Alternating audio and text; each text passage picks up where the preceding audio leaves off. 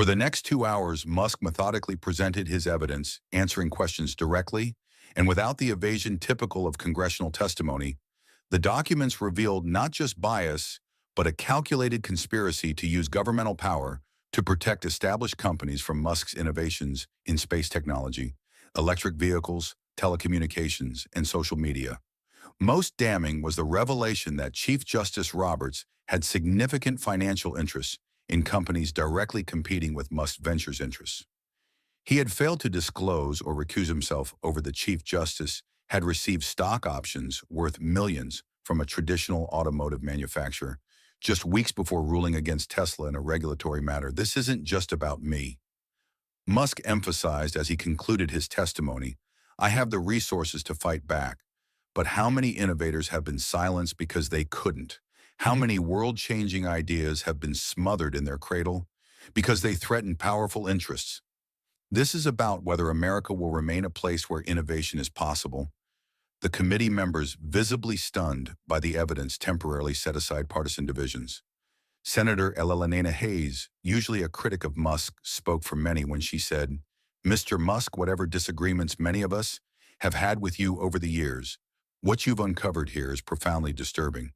This appears to be a direct attack on the rule of law and the innovation economy that has made America prosperous." As Musk's testimony concluded, the chairman announced that emergency referrals were being made to the Department of Justice for criminal investigation. Chief Justice Roberts had already announced he was taking a leave of absence, pending a judicial conduct review. 3 regulatory commissioners had submitted their resignations outside the Capitol. Thousands had gathered to watch the proceedings on large screens set up on the National Mall. What had begun as a routine contempt hearing had evolved into a watershed moment in American governance, a dramatic public exposure of how power could be misused to stifle innovation and protect entrenched interests. As Musk emerged from the Capitol building, the crowd erupted in cheers. No longer was he simply a polarizing billionaire. He had become something else entirely, a symbol of resistance against corruption and a defender of American innovation. Camera flashes illuminated his path as he walked down the Capitol steps. The Washington Monument visible in the background, a tableau that would become the defining image of this historic confrontation. "I didn't set out to expose corruption," Musk told reporters gathered at the bottom of the steps. "I just wanted to build the future. But sometimes to build the future, you first have to protect it from those who fear." Change the statement delivered without prepared notes or PR coaching immediately went viral across social media platforms worldwide. The man who had entered Chief Justice Roberts' courtroom as a defendant had emerged from Congress as something unexpected, a champion for transparency in government and the freedom to innovate. The fallout from what the media dubbed the Roberts conspiracy extended far beyond one justice or the regulatory actions against Musk companies. Within a week, a comprehensive judicial ethics investigation had been launched examining potential conflicts of interest across the federal judiciary. 4 additional justices who had ruled on technology cases recused themselves from pending matters. After questions arose about their financial holdings, the president addressed the nation from the Oval Office, announcing the formation of a bipartisan commission on judicial independence and ethics. "The American people must have confidence that their government treats all citizens fairly regardless of wealth, position, or power," he declared. "The system only works when the rules apply equally to everyone." On Wall Street, companies associated with the conspiracy saw their stock prices plummet as investors fled the regulatory uncertainty. Meanwhile, Musk's companies experienced unprecedented growth. Tesla shares jumped 28% in the first week after the hearings, as analysts upgraded forecasts based on reduced regulatory headwinds. SpaceX announced an accelerated timeline for its Mars mission, citing a more supportive regulatory environment. For innovation, public reaction transformed rapidly. Social media analytics showed a dramatic shift in sentiment toward Musk. People who had previously criticized him as just another entitled billionaire now viewed him as a whistleblower who had exposed corruption at great personal risk. "Thank you." Elon trended globally for nearly a week. "What Musk did was remarkably brave," commented Professor Elizabeth Warren of Harvard Law School on a national news program. "He could have quietly settled with the court, paid the fine, and continued his businesses with minimal disruption instead. He chose to expose corruption at significant personal risk. That's not the action of someone who believes himself above the law. It's the action of someone deeply committed to ensuring the law works fairly for everyone. Congressional hearings continued for weeks, expanding beyond Chief Justice Roberts to examine the broader issue of regulatory capture across multiple industries. Whistleblowers from various agencies came forward with similar stories of coordination between regulators and established companies to protect market incumbents from disruptive newcomers. Musk himself took a surprisingly measured approach to his vindication rather than gloating or using his platforms to attack his critics. He focused on policy reforms. He established the Innovation Defense Fund, committing $2 billion to help smaller entrepreneurs fight regulatory overreach and judicial misconduct. The real problem isn't individual bad actors, Musk explained during the fund's launch event. It's systems that have evolved to protect established players from change. America became great through innovation.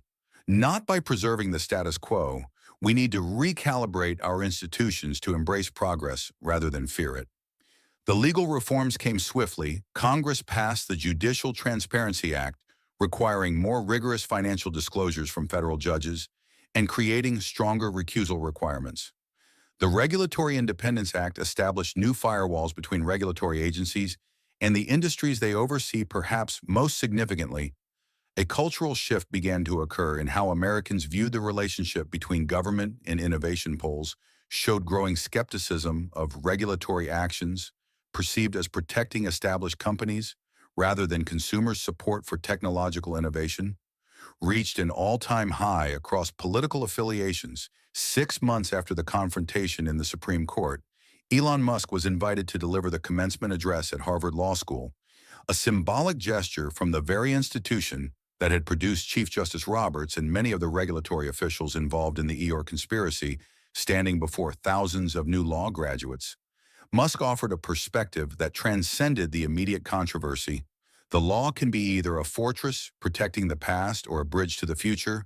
Throughout history, powerful interests have always tried to use rules and regulations to prevent change.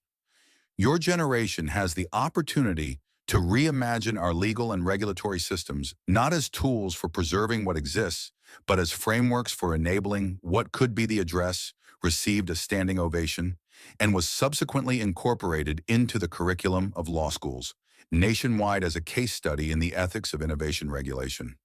Chief Justice Roberts eventually resigned from the Supreme Court after an ethics investigation confirmed the most serious allegations. The ultimate irony was not lost on commentators. The Chief Justice, who had tried to impose unprecedented speech restrictions on Musk, would now have his own communications heavily scrutinized as part of various investigations for ordinary Americans. The entire episode served as a powerful reminder that systems designed to protect the public could be corrupted to serve private interests, and that sometimes it took extraordinary courage to expose that corruption. 1 year after the courtroom confrontation, a national poll ranked Elon Musk as the most trusted business leader in America, a remarkable transformation for someone who had previously been one of the most polarizing figures in public life. When asked about this dramatic shift in public perception during a television interview, Musk responded with characteristic directness. "I never set out to be trusted or liked." He said, "I just want to push humanity forward. Sometimes that means building rockets or electric cars. Sometimes it means standing up to corrupt systems. The principle is the same: identifying problems and finding solutions regardless of the obstacles." The interview concluded with Musk sharing his perspective on what others could learn from his experience. Don't assume powerful institutions are always right. Just because they're powerful, ask questions, demand transparency, and if you discover corruption, expose it not for personal vindication, but because systems only improve when their flaws are revealed. As the national conversation shifted from the specific case to broader questions about innovation, regulation, and justice, the impact of Musk's stand against Chief Justice Roberts continued to reverberate throughout American society. What had begun as one billionaire's legal battle had evolved into a watershed moment in the relationship between power and progress in 21st century America. If you found this story of corruption exposed and justice served inspiring, hit that like button and subscribe to our channel. We bring you the stories. The mainstream media doesn't want you to see where powerful people are held accountable and ordinary citizens stand up for what's right. Turn on notifications so you never miss our next video, and share this with someone who needs to understand how one person with courage can change an entire system. Leave a comment below with your thoughts on Elon's brave stand against corruption. The tension in the Supreme Court chamber was palpable as Chief Justice John Roberts leaned forward, his steely gaze fixed on Elon Musk. The billionaire entrepreneur stood calmly at the defendant's table, dressed in a simple dark suit, appearing completely unfazed by the Chief Justice's intimidating demeanor. "Mr. Musk," Chief Justice Roberts' voice boomed through the crowded courtroom, "your repeated disregard for this court's authority regarding your social media activities has left me with no alternative. I am holding you in contempt and imposing a fine of $50 million payable within 24 hours. Gas echoed throughout the gallery. Reporters frantically typed on their phones. The Chief Justice wasn't finished. Furthermore, Roberts continued, his voice edged with unmistakable satisfaction. "You are hereby ordered to surrender control of your social media accounts to a court-appointed monitor for a period of no less than 5 years. The courtroom erupted in shocked whispers. This wasn't just an ordinary contempt ruling. This was an unprecedented attempt by the nation's highest court to silence one of the world's most influential voices. Legal experts in the gallery exchanged alarmed glances. Recognizing the extraordinary overreach, Musk simply nodded, then reached into his jacket pocket and pulled out a small flash drive. "Mr. Chief Justice," he said, his voice calm, but carrying throughout the now silent courtroom, "before you finalize that order, I believe you should review this evidence." He held up the drive. "It contains communications between your private email account and certain regulatory officials discussing, in your words, how to make an example of Musk." Chief Justice Roberts' face drained of color. That's impossible, actually," Musk replied with a hint of a smile. "Nothing is impossible when you have access to quantum computing and the world's best cybersecurity team. The question isn't how I obtained these communications, but rather why the Chief Justice of the United States was conspiring with regulators to target a private citizen. What happened in the next few moments would send shockwaves through the entire judicial system and transform Elon Musk from controversial billionaire to national hero overnight. Before we dive deeper into this explosive confrontation, make sure to hit that like button and subscribe to our channel for more shocking stories of corruption exposed and justice served. Turn on notifications so you never miss the moment when powerful people are held accountable." Chief Justice John Roberts had built his reputation as a careful institutionalist during his tenure, leading America's highest court appointed in 2005. The Harvard-educated jurist was known for his concern with preserving the court's legitimacy and navigating politically divisive cases with strategic compromise behind this public image. However, Roberts had increasingly expressed private frustration with technology disruptors who operated outside traditional regulatory frameworks. With his precisely knotted ties, meticulous legal reasoning, and Georgetown University faculty connections, Roberts embodied the East Coast legal establishment behind closed doors at judicial conferences. He had expressed growing alarm about tech billionaires' influence. These Silicon Valley titans are effectively creating their own legal systems. He had remarked to colleagues, the judicial branch cannot allow parallel power structures to undermine constitutional authority. The case before the Supreme Court today had begun as a seemingly routine First Amendment matter. The Securities and Exchange Commission had sought restrictions on Musk's social media communications regarding his companies, citing market manipulation concerns.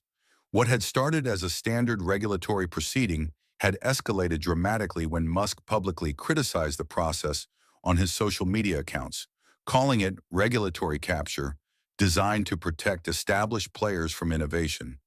Elon Musk approached this legal battle differently than his previous encounters with government bodies. Now in his mid-50s, the entrepreneur had evolved from the impulsive provocateur of his earlier years. His companies, from Tesla and SpaceX to Neuralink and X, formerly Twitter, had transformed from risky ventures to essential parts of American infrastructure. As his influence had grown, so had the efforts to contain him. "They're not coming after me because I broke the rules," Musk had told his legal team the night before the hearing. They're coming after me because I'm changing the rules of the game. This isn't about regulation, it's about control.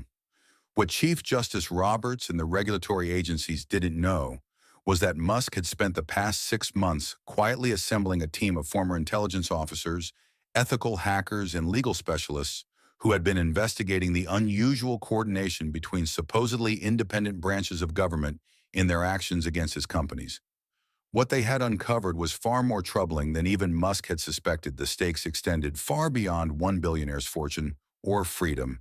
If the Chief Justice succeeded in his unprecedented censorship order, it would establish a dangerous precedent for judicial control over private speech. If Musk's allegations of judicial misconduct proved true, it would undermine public confidence in the independence of the nation's highest court. The courtroom was filled beyond capacity. Representatives from traditional media sat alongside tech bloggers and independent journalists. Wall Street analysts whispered nervously about the potential market impact. Civil liberties attorneys from across the political spectrum had filed amicus briefs concerned about the free speech implications, regardless of their opinions about Musk personally. Outside the Supreme Court building, hundreds of supporters had gathered, many holding signs with Musk's quotes about free speech and innovation. A smaller group of protesters demanded stronger regulation of technology companies. The case had become a flashpoint in the larger cultural battle over technology speech and the limits of government power. As Musk stood in the courtroom holding the flash drive that potentially contained evidence of judicial misconduct, the atmosphere crackled with tension. This wasn't just another billionaire trying to escape regulation. This was potentially a pivotal moment in the relationship between government power and technological innovation. Chief Justice Roberts struggled to regain his composure, adjusting his robe as he glared at Musk. "Mr. Musk, are you threatening this court with allegedly illegally obtained communications that would constitute a federal crime?" Musk remained unflinchingly calm, not threatening, Mr. Chief Justice, just ensuring transparency. These communications were obtained through legal whistleblower channels and submitted to the Department of Justice. Inspector General last week, he turned slightly toward the gallery. In fact, if Special Agent Rivera from the FBI would like to confirm, I believe she's present in the courtroom today. A woman in a dark suit stood up from the back row, sending a wave of whispers through the gallery. "Mr. Chief Justice, I'm Special Agent Diana Rivera. I can confirm that our office received materials related to this case, and an investigation has been opened regarding potential ethics violations."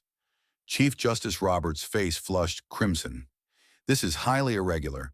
This proceeding is about Mr. Musk's contempt of court, not some manufactured counter-accusation." He turned to his clerk, Strike Agent Rivera's statement from the record. Musk's lead attorney, Rebecca Chen, rose to her feet, a former Supreme Court clerk known for her brilliant constitutional arguments. Chen had joined Musk's team specifically for this case.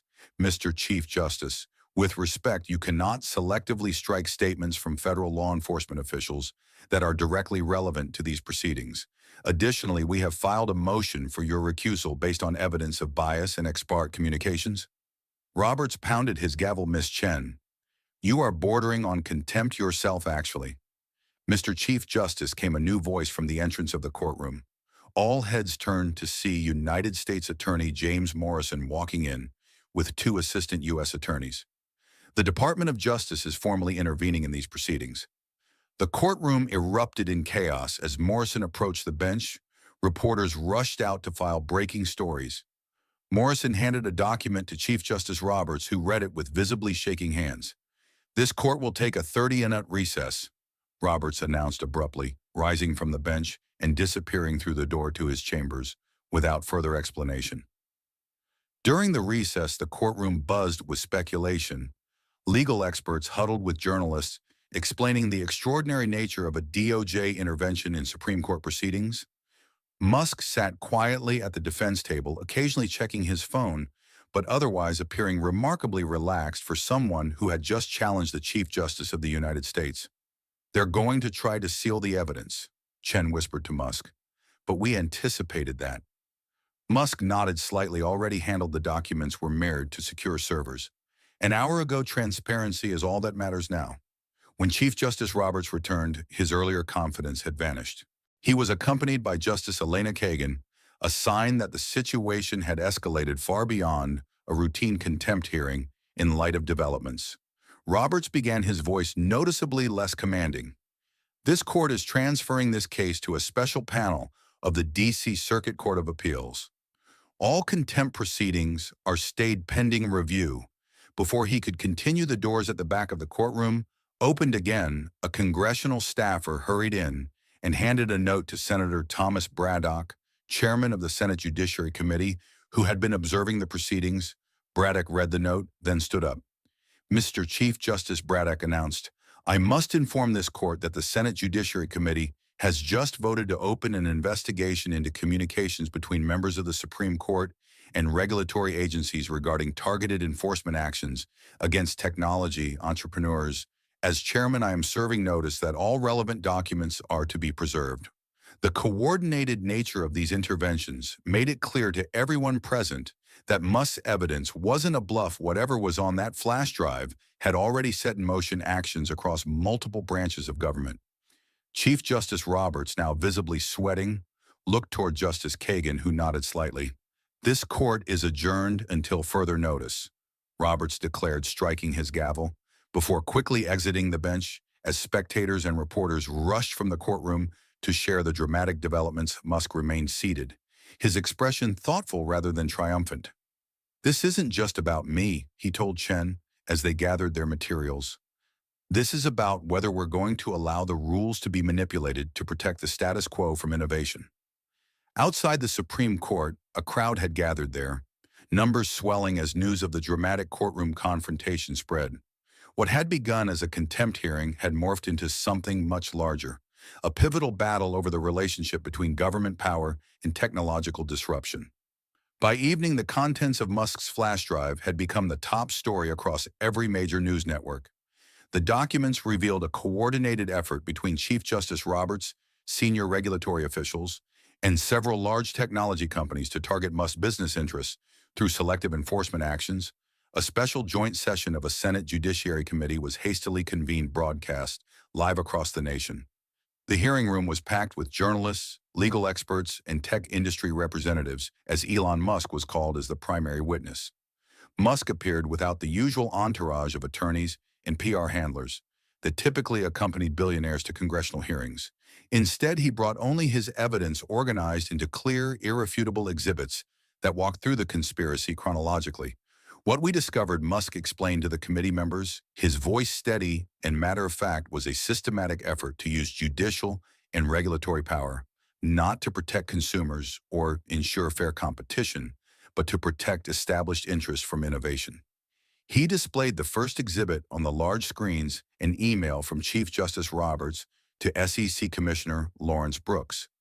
We need a coordinated approach to the Musk problem. His companies are moving too quickly and disrupting too many established players.